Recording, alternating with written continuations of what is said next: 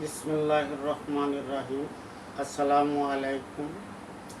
আমাদের দিনের নবী হজরত মুহাম্মদ সাল্লাল্লাহু আলাইহি সাল্লাম হাসরে আসার শেষ বয়ানটুক হয়তো আমি যেদিনে আপনাদেরকে ভিডিও করে শোনাইতে চাইছিলাম সেদিনই নেট চলে গেল।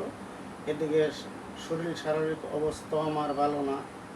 আজকে একটু ভালো লাগছে বিদায় আপনাদের সামনে আমি ফিরে আসছি।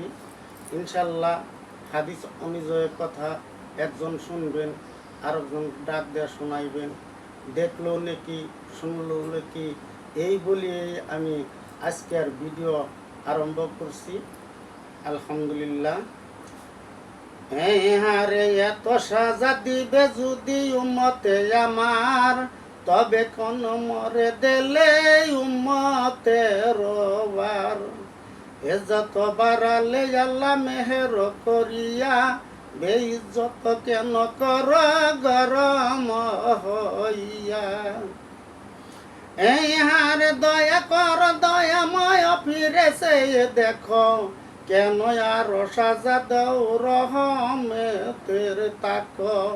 উম্মতের দেখে দুঃখ পেটে যায় ভোগ, সহে না যতন জানে হয়ে না বইমুখ। উম্মতের রাখো সুখে জানা তোমার, আমাকে দুজকে দেহে আপে পরওয়ার। উম্মত কারণে আমি হইলাম দুঃখী, সাত টুকরা হয়ে আমি সাধু জকে থাকি। এই হারে তবু আল্লাহ তাআলা মোর উম্মত সবাই, জান্নাতে আরামে রাখ হইয়া সদাই। এতর নাজারি নবী করিবে সেদিন, তখনই আওয়াজ দিবে রাব্বুল আলামিন।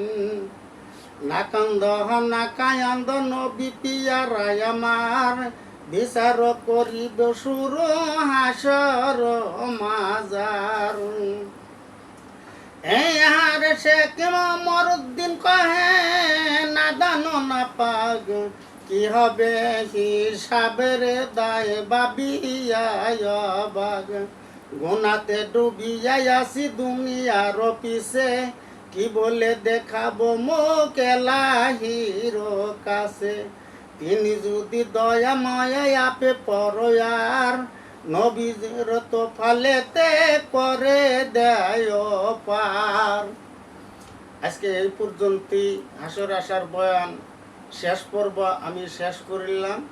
ইনশাল্লাহ আগামীকাল আমি নসিহত সালিসানের বয়ানে আপনাদের সামনে আসব। আলহামদুলিল্লাহ।